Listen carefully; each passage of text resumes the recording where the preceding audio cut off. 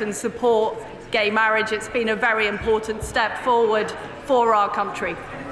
Final question, Munira Wilson. Mr. Speaker, given that almost a third of kinship carers have a disability or chronic condition, and a child in kinship care is twice as likely to be black than white, it's clear that kinship carers and equality is issues. So will the Minister meet with me to discuss my kinship carers bill and how we can support kinship carers better who step up to support a child in crisis?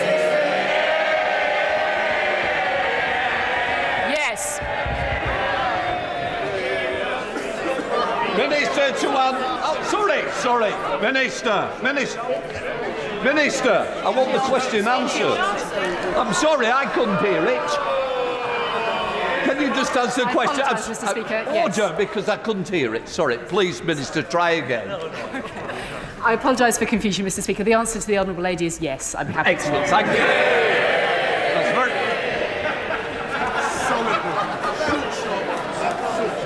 Before we come to Prime Minister's questions, I would like to point out that the British Sign Language interpretation proceedings is available to watch on Parliament Live TV. We now come to questions to the Prime Minister. I start with Robin Miller. Mr. Speaker, from tomorrow... Just sit him down. Sit. Shut up a minute. What's this for? Come. Give me the word in. Order! Order! I say to the honourable gentleman, give me the seat. I will not tolerate such behaviour. If you want to go out now. But if you stand again, I will order you out. Make your mind up. Either shut up and get out.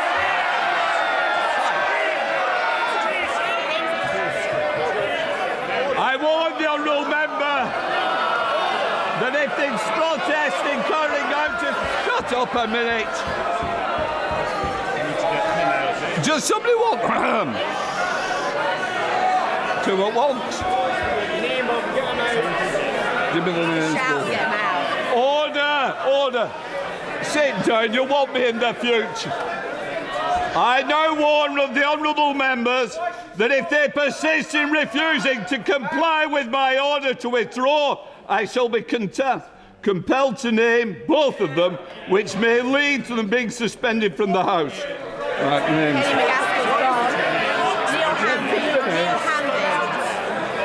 To ensure that the honourable member complies. Kenny. Where's the names? Neil Hanvey and Kenny. I order. Shut up. Shh. Neil Hanvey, I am now naming you and Kenny McCaskill to leave this chamber. Sergeant, deal with them. Just sit down. Out. No. Sergeant at arms, escort them out.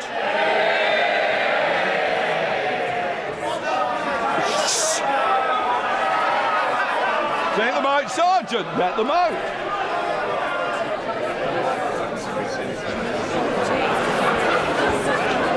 Robin Miller.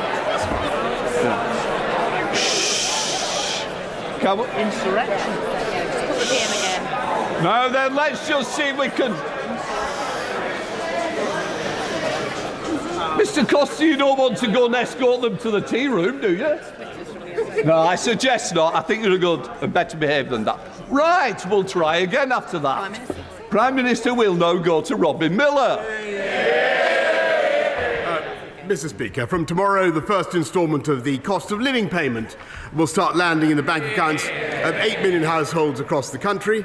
This is a much-needed £326 cash boost for families and forms part of the £1,200 in direct support that we're giving to the most vulnerable households this year. Mr. Speaker, I'm sure the whole House was appalled and saddened, as I was, to hear about the despicable attack on Shinzo Abe. Our thoughts are with his family and loved ones and the people of Japan at this dark and sad time. Mr. Speaker, this week we remember the genocide in Srebrenica and the victims of those appalling events. We must learn the lessons of history and do all in our power to prevent such a thing happening again. We will continue to combat war crime deniers, both in Bosnia-Herzegovina and elsewhere. Mr. Speaker, this morning I had meetings with ministerial colleagues and others. In addition to my duties in this House, I shall have further such meetings later today. Robin Miller.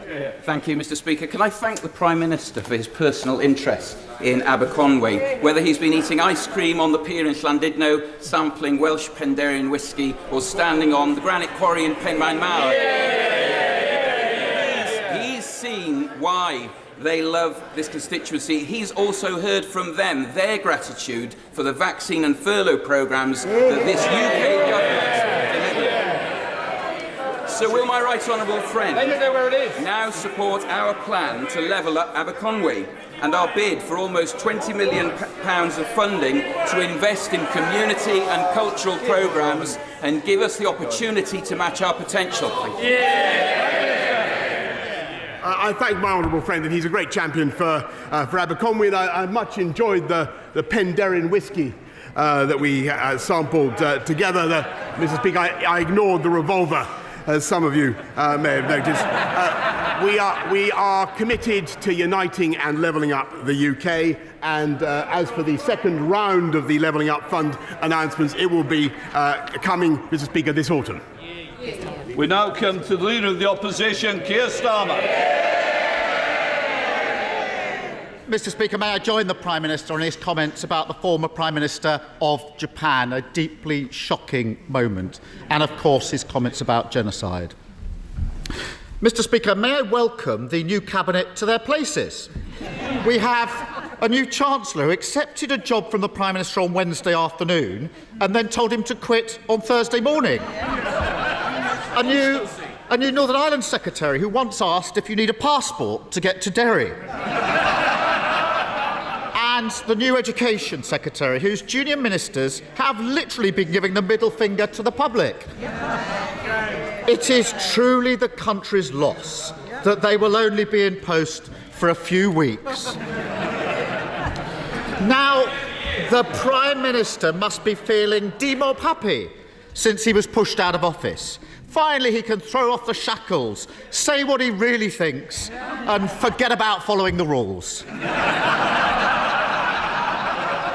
So, does he agree?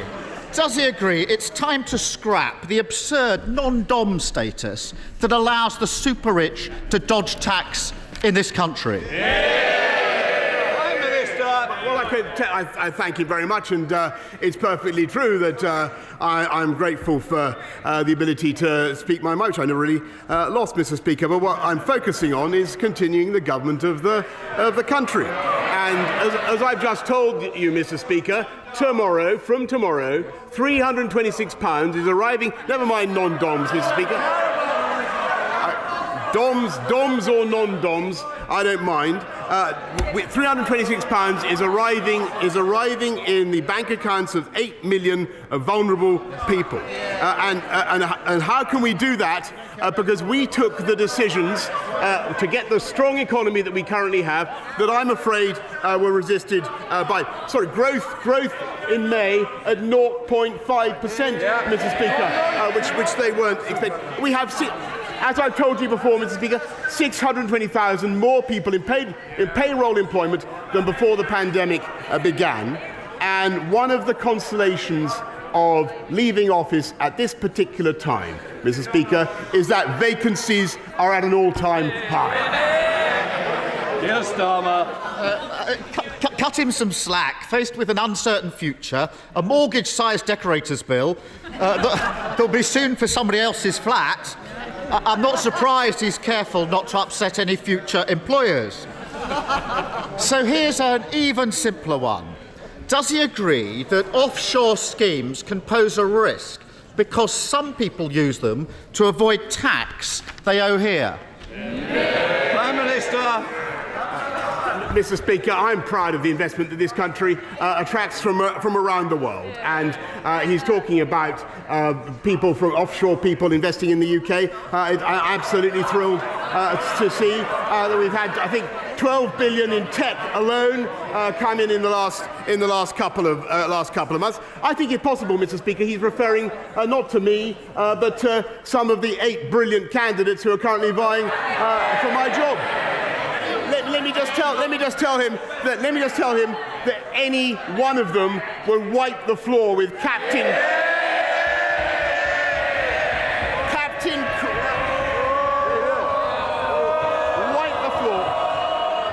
Say the furniture has to be repaired, and one of the members already had one bill. I'm sure he doesn't want another Prime Minister.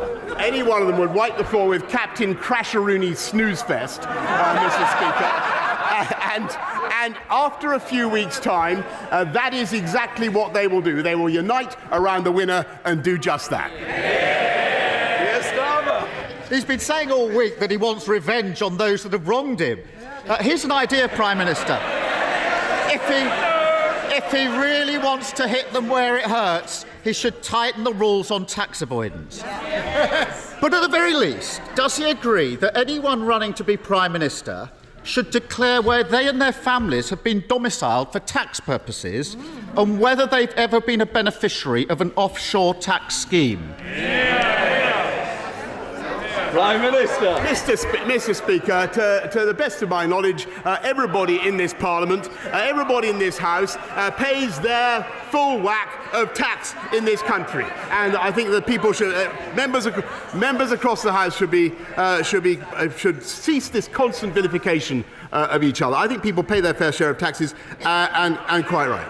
What we're doing, and it's thanks to the tax yield that we have had, that we're able to support the people of this country in the way that we are. So we've been able to increase universal credit by £1,000, Mr. Speaker.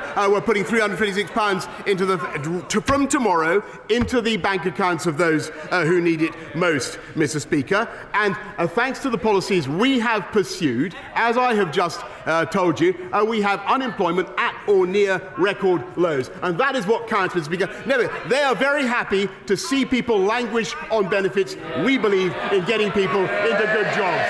And I'm looking for one. Mr. Speaker, I'm not sure he's been keeping up with what's happening the last few days. Over the weekend, the candidates to replace him have promised £330 billion in giveaways. That's roughly double the annual budget for the NHS.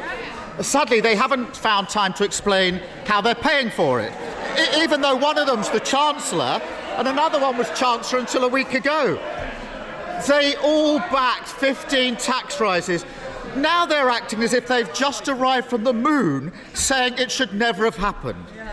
Doesn't he agree that rather than desperately rewriting history, they should at least explain exactly where they're getting all this cash from? Prime Minister. Actually, Mr. Speaker, he's completely wrong. I've been listening very carefully, and all the commitments that I'm listening to are very clear. We will continue. Whoever is elected will continue to put more police out on the street, exactly as we promised. Already at 13,576, we're going to go up to 20,000. Whoever takes over will build. They always complain about this, but we will build the 40 new hospitals, Mr. Speaker. And I asked my delivery unit yesterday. Well, they don't want it. They don't like it, Mr. Speaker, because they voted against the funding. They voted against the funding that makes it possible, Mr. Speaker. And they have also, just in the last period in which he has been in office, made extra commitments of public spending worth £94 billion, which would be thousands of pounds of extra taxation for every family in the country, Mr. Speaker. That's the difference between them and us. Yes, Starmer. Totally deluded to the bitter end. Now,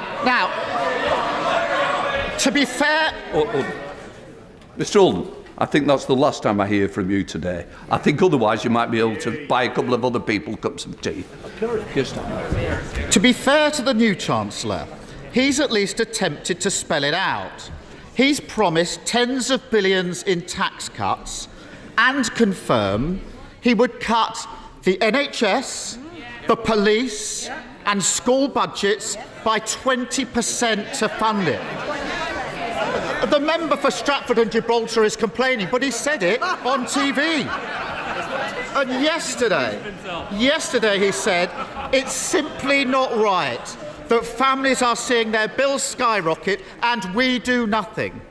Was the Chancellor speaking on behalf of the government, Prime Minister, when he promised huge spending cuts and when he said that they're doing nothing on the cost of living crisis? Prime Minister. Look, Mr. Speaker, this is really pitiful stuff from the party that voted against the £39 billion which is necessary to pay for those 50,000 nurses which we're recruiting, and we will recruit by 2024, Mr. Speaker, which is necessary to pay for those hospitals and those doctors and those scans and that treatment. They don't have a leg to stand on, Mr. Speaker. And I can tell him something else. The reason we've got growth now at 0.5% in May is because we took the tough decisions to come out of lockdown on July the 19th last year, which he said was reckless. Never forget, he said it was reckless. Our economy would not be strong enough now to make the payments we are to our fantastic NHS, and they know it. Stop that. I really am going to miss this weekly nonsense from him. Let's move on. Let's move on from his current Chancellor to his former Chancellor. Last week he resigned, accusing the Prime Minister of not conducting government properly, competently or seriously. He suggested the Prime Minister is not prepared to work hard or take difficult decisions, and implied that the Prime Minister cannot tell the public the truth. Yesterday, he claimed his big plan is to rebuild the economy. Now, even the Prime Minister must be impressed by that Johnsonian brass-neckery. Can the Prime Minister think of any jobs his former Chancellor may have had that means he bears some responsibility for an economy that he now claims is broken? Prime Minister. Mr. Speaker, I think everybody who's played a part in the last 3 years has done a remarkable job in helping this country through very difficult times. I just want to say to him, really, Mr. Speaker, the next leader of my party may be elected by acclamation, so it's possible this will be our last confrontation over this. It's possible. So I want to thank him. I want to thank him for the style in which he's conducted himself. I think it'd be fair to say he's been considerably less lethal than many other members of this House. And I'll tell you why that is. Because he hasn't come up. Can I just say to this end of this front bench, I expect better behaviour, and I'm certainly going to get it. Prime Minister. There's a reason for that, Mr. Speaker. Is over 3 years, in spite of every opportunity, he's never really come up with an idea, a plan, or a vision for this country. And I can tell you that at the end of 3 years, Mr. Speaker, we got Brexit done, which he voted against 48 times. We delivered the first vaccine in the world and rolled it out faster than any other European country, which would never possibly listen to him, Mr. Speaker. And we played a decisive role in helping to protect the people of Ukraine from the brutal invasion of Vladimir Putin and helped to save Ukraine, Mr. Speaker. And I'm proud to say that we are continuing, and every one of the 8 candidates will continue, with the biggest ever programme of infrastructure, skills and technology across this country to level up in a way that will benefit the constituents of every member of this House, Mr. Speaker. And it's perfectly true that I leave not at a time of my choosing. And it's absolutely true. But I am proud of the fantastic teamwork that has been involved in all of those projects, both nationally and internationally, Mr. Speaker. And I'm also proud of the leadership that I have given. And I will be leaving, Mr. Speaker. I will be leaving soon with my head held high.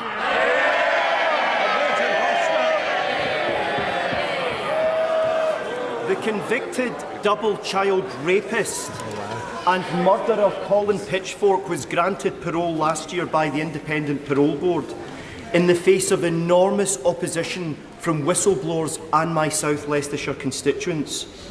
Only 2 months after he was released, he was recalled to prison for having breached his licence conditions. He has another parole board hearing scheduled for September. Prime Minister, you and I have communicated about this matter on numerous occasions, and you've assured me that you would do everything in your power to deal with this situation.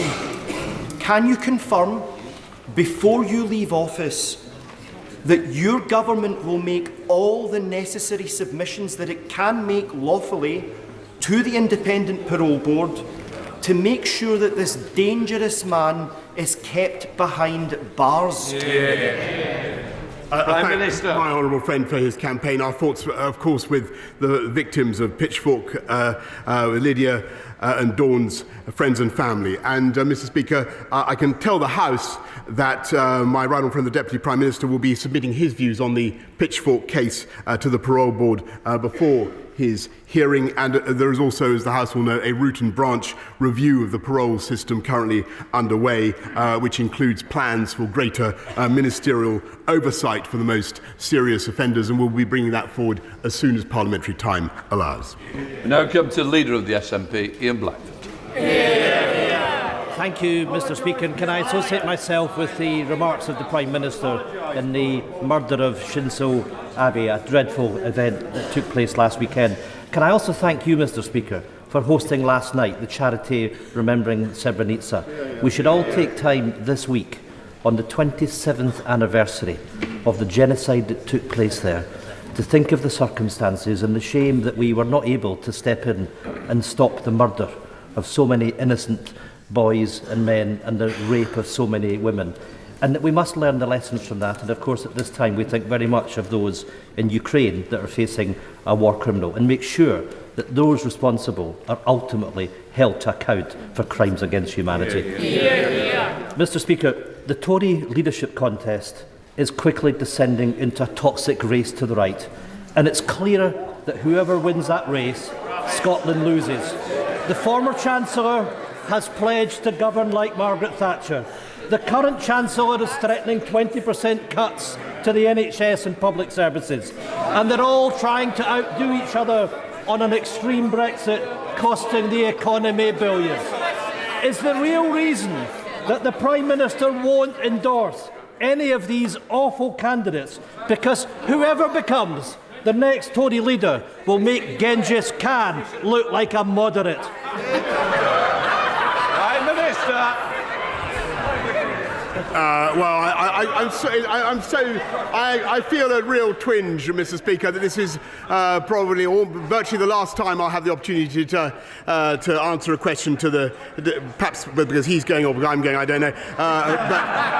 Mr. Speaker, all I would say to him is that I think that the next leader of my party will want to make sure that we do everything we can to work with the Scottish Government in the way that I've been able to do, I'm proud to have done over the last few years, to protect and secure our union. And my strong view, Mr. Speaker, having listened to him very carefully for years and years now, is that we are much, much better together. Ian Blackford. I can say with all sincerity, I hope whoever is the next Tory leader will be as popular in Scotland as he has been. Because for people in Scotland, Westminster has never looked so out of touch. We've got right-wing Tory contenders prioritising tax cuts for the rich, and a zombie UK government failing to tackle the cost of living crisis. Whilst the Tories are busy tearing lumpouts of each other, money-saving expert Martin Lewis has warned the energy price cap could soon rise by a sickening 65% in October to £3,244 a year. After a decade of Tory cuts and Brexit price rises, it will mean many families simply can't afford to put food on the table and heat their homes. Scotland literally can't afford the cost of living with Westminster. Does the Prime Minister not get that people in Scotland don't just want rid of him, they want rid of the whole rotten Westminster system. Prime Minister. Mr. Speaker, I think that's not what is actually happening in this country, is that we're using the fiscal firepower that we built up to cut taxes for working people, cut taxes for those on low incomes, and you saw that last week in the average of £330 tax cut on national insurance. We're increasing support for those vulnerable households from tomorrow, another £326 going in. And Mr. Speaker, it's thanks to our union that we were able to deliver the furlough scheme, which helped the entire country, and to make the massive transfers that boost the whole of the UK economy. And I think that the last thing the people of Scotland need now, the last thing they need is more constitutional wrangling when we need to fix the economy. Mary Robinson. Thank you, Mr. Speaker. After securing almost £14 million in my Towns Fund bid for Cheadle, I was delighted last week to get the green light for our new Cheadle rail station. And £4 million for our state-of-the-art eco-business park. I've had tremendous support from the Cheadle Towns Board and local community, who understand how important it is to have connected towns and villages, bringing investment and high-tech jobs to our area. I'm ambitious for Cheadle, and now want to secure the redoubling of the Mid-Cheshire Line and the extension of Metrolink through my constituency. Will my right honourable friend join me in thanking the Towns Board and Station Working Group for their support, and agree with me that improving connectivity is key to economic growth and the future of our levelling up the Well, Mr. Speaker, it's thanks to the massive exertions of this government in levelling up with the £650 billion investment in infrastructure that we're having got a new railway station in Cheadle, for instance, Mr. Speaker. And I know that the bids that my honourable friend has just mentioned are now being actively studied by the Department for Transport, and she should feed in more to them. Stephen Farrett. Thank you. In a recent opinion poll conducted by Lucid Talk for Queen's University, only 5% of the people of Northern Ireland expressed any trust whatsoever in this government. So as the Prime Minister prepares to leave office shortly, will he apologise for his legacy in Northern Ireland, in which power sharing has collapsed, the Good Friday Agreement has been undermined, an unwanted protocol bill is being imposed upon the people and businesses of Northern Ireland, and Anglo-Irish relations are in their worst state for 40 years? Prime Minister. Well, Mr. Speaker, because actually what we've got, and I know that every single one of the candidates will want to deliver this, is a bill to fix the problem of the protocol, and I accept that there is a problem, and I hope that the whole House will support it. Jacob Young. Thank you, Mr. Speaker, and as this is probably the last time I'll get to address the Prime Minister at this dispatch box, can I say on behalf of the people of Redcar and Cleveland how grateful we are for the support that he's given us and for delivering on the will of 17.4 million people in taking us out of the EU. Can I ask the Prime Minister, is he as optimistic as I am about our future as a free and independent nation? Jacob, I mean, my honourable friend, if anything, I think I'm even more optimistic. And my only anxiety, we all know that people think that this will be. There are people around the world who hope that this will be the end of Brexit, and I can see them all. Oh, look at them! Did you notice? On the front row. That's them. They're wrong, Mr. Speaker, and we're going to show that they're wrong. We now come to Martin Day. Mr. Speaker, if the UK truly is a voluntary union of equal nations, there must be a democratic way for any of those member nations to withdraw from it. By what right does the PM think the role of the UK government is to decide whether to respect a mandate given by the people of Scotland to their government and endorsed by their Parliament? Prime Minister. Mr. Speaker, as I continually advise the members of the Scottish National Party, or Nationalist Party I should say, they should look at what is happening at educational standards in Scotland, which they are responsible for, instead of endlessly asking for a repeat of a constitutional event that we had in 2014. We had a vote, Mr. Speaker, they lost. Catherine Fletcher. The Prime Minister knows how proud we are of our industrial heritage in the north of England and what it means for our future. So last Friday it was a joy to be on the banks of the Ribble with the Friends of the Old Tram Bridge, a group that are asking for this historic piece of industrial architecture that crosses the Ribble to be reopened. Vote for the utility, and because we're bloody proud of it. So, does the Prime Minister share my hope that Preston City Council will include the plans to get the bridge reopened as part of their Levelling Up Fund bid? Prime Minister. Mr. Speaker, I think it's possibly fair to say that I'm responsible for building more river crossings than anybody else in this House, including and bridges, including Suggett's Lane crossing, Mr. Speaker, which I delivered for my honourable friend. I think at this stage in my political career, I could not, in all honesty, promise that I can deliver this bridge, Mr. Speaker. But I think that she has 8 people to whom she could direct that request right now, and she's in a strong bargaining position. Let's have a Robert. Child poverty has increased in every part of Wales in the last 7 years under Tory cuts to public services and malign welfare policies.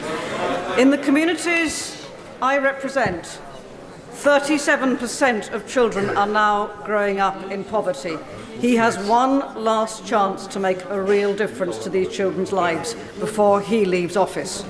Will he scrap the 2-child limit and reinstate the £20 uplift for all families entitled to welfare?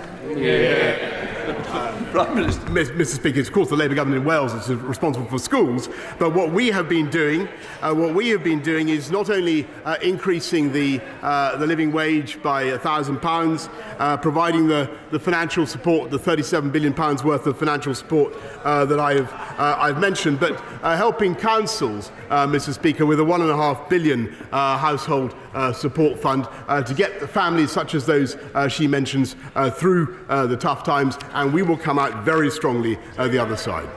We now come to a close question to Mike Penning. Number 8, Mr. Speaker. Minister. I thank my honourable friend. I'm delighted that there will be a new hospital scheme in this area. I'm told that the local hospital trust have considered a full range of options, and that they consider that new hospital builds at Watford General, alongside further investment at Hemel Hempstead and St Albans hospitals, represent the best option for health services in the area. Sir Mike Penning. Can I thank the Prime Minister for delivering Brexit and the fantastic vaccine rollout programme that I was proud to be involved with and save so many lives in my constituency and around the country. Sadly, the Trust have not considered all options, and in my constituents will be astonished as to what they have said by saying that they now want £1.2 billion for the refurbished tower block situation in Watford. So could the Prime Minister do me a great favour before he leaves? Can he put a little note in the drawer of number 10, so when the new incumbent comes in to say Penning needs a new hospital on a greenfield site?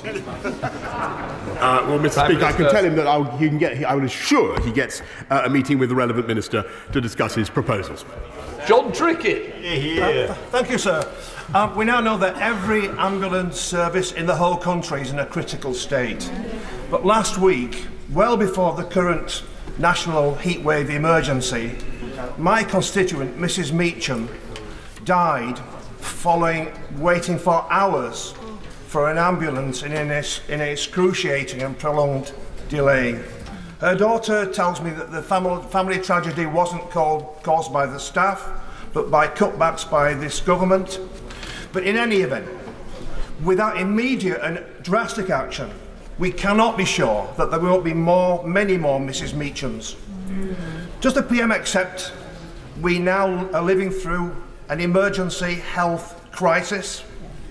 And given the disastrous state he's leaving the NHS in, why is he still in Downing Street? Mr. Speaker, NHS now has a record. He talks about staffing levels. The NHS now has a record number of people working in it. 10,900 more nurses this year than there were last year. 6,000 more doctors. And on ambulances, and he's right, it's absolutely critical. The crucial thing is to help the hospital staff to move patients through the system. And too often, I'm afraid, it is impossible because a proportion of the patients, sadly, are in delayed discharge, and that is making life very, very difficult for the ambulances as they come up to hospitals. But that is why it is so crucial that this government, in addition to everything else we've done, Mr. Speaker, is fixing social care and helping patients out of hospital. And that's why we put in the £39 billion, Mr. Speaker, which unfortunately his party voted against. Brereton. Thank you, Mr. Speaker. Can I thank the Prime Minister for all he's done to help level up Stoke-on-Trent? The number of workless households in our city has halved over the last decade of Conservatives in government. So would my right honourable friend agree that the best way to level up Stoke-on-Trent is to get more people in well-skilled, better-paid employment opportunities?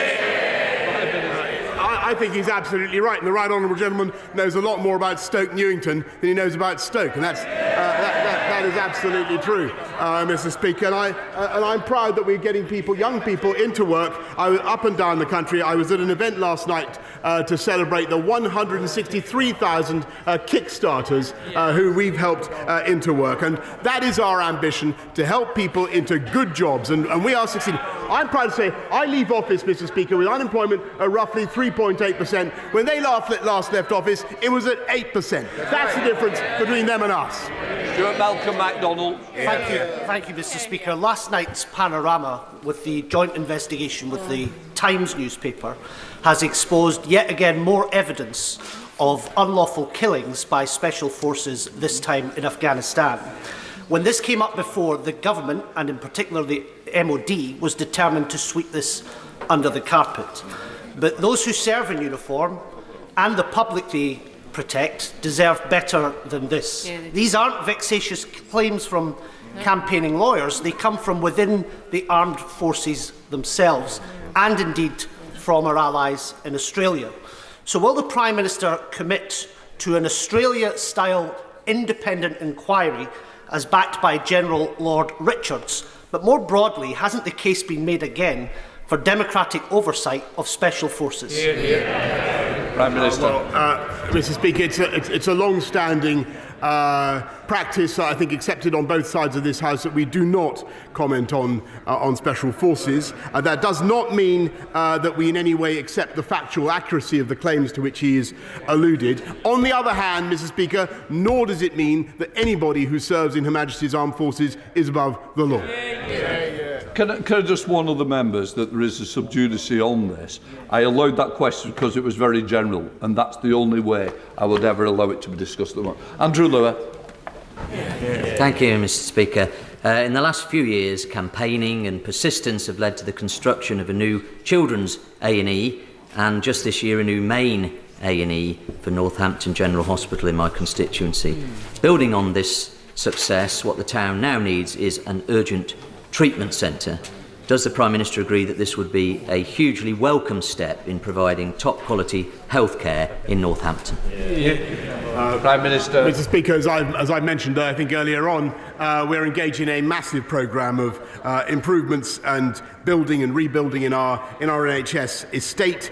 I think that, with great respect to my honourable friend, this is a decision that he's going to have to continue to lobby for. I think the local NHS bodies will have to make up their minds on that one, but I'm sure he will continue to make lively representations. Patricia Gibson. Thank you, Mr. Speaker. Last week, the Prime Minister was forced to announce his intention to resign after ministers who supported him only days earlier changed their minds. Of course, people are allowed to change their minds, and this should be recognised. Why does the Prime Minister and his MPs believe this principle applies everywhere except in Scotland, where the people delivered a clear mandate to the Scottish Parliament to hold an independence referendum? Prime Minister. Well, Mr. Speaker, as I understand it, the people of the SNP are currently deciding what to do with my honourable friend. And heaven forfend that they should change their minds, Mr. Speaker. Thank you, Mr. Speaker. Mr. Speaker, 40 years ago, 10 young people from Rugby's West Indian community travelled to a house in New Cross Road, London, for a birthday celebration for former Rugby resident Yvonne Ruddick. Tragically, there was a fire at the house where the party was held, and 2 of that group never returned home. Others were traumatised. The fire cost 13 people their lives and has been the subject of 2 inquests, both of which were inconclusive. Those who survived and the families of the bereaved are calling for a further investigation. I wonder if the Prime Minister would agree that the appointment of the new Metropolitan Police Commissioner provides an opportunity to re-examine the events of that time. Prime Minister. I thank my honourable friend, and I know from my own experience of running the city of the anguish that that particular tragedy caused, and I know the deep feeling that surrounds it, Mr. Speaker. I thank him for raising it, and I can tell him, of course, that whatever my own views, this is a matter for the independent Metropolitan Police Service, and I'm sure the new Commissioner will be considering what he has just said. Alan Brown. Thank you, Mr. Speaker. While he was editor of The Spectator, he published a poem about exterminating the Scotch, a verminous race. He previously stated that £1 spent in Croydon is of more value to the country than £1 spent in Strathclyde. He called for an ending of the Barnett formula, and he stated an MP from a Scottish constituency shouldn't be a Prime Minister. So given his anti-Scottish views, his abject failure as a Prime Minister, why did he think he's a right to try and block a democratic vote for Scotland to choose its future away from this corrupt Westminster? Can I just say to the honourable gentleman that after 3 years of listening to this delirium of monotony from the Scottish nationalists, I really think they need to change the record. What the people of this country want is a focus on the cost of living, a focus on the economy, making sure on schools, Mr. Speaker, on standards in schools. Those are things that he should fix, Mr. Speaker, and to say nothing of the tragedy of drug deaths in Scotland, Mr. Speaker, which they still haven't done anything to address, Mr. Speaker, and everything I have seen has taught me that we are far, far better, whether it's on Ukraine or COVID, Mr. Speaker, or on furlough. There is absolutely no doubt, Mr. Speaker, that we are better off working together. Thank you, Mr. Speaker. Kensington is at the heart of the Ukrainian community, and on their behalf, I would like to first send their huge thanks for your support to Ukraine. Yesterday was the first-year anniversary of the devastating flooding that affected my constituency, with more than 1,000 homes affected, people in basement flats losing all of their belongings, and many people still in temporary accommodation. Would my right honourable friend back my fight to ensure that we get serious investment in infrastructure in West London from Thames Water? Prime Minister. I thank her very much, and I know that I know the problem of that she speaks of very well. There's no single solution to tackling surface water flooding, but she's absolutely right in wanting to put more pressure on Thames Water to try to come up with sustainable solutions, but they've got to be done working with partners, with councils, and of course with developers as well. Final question, Sam Tory.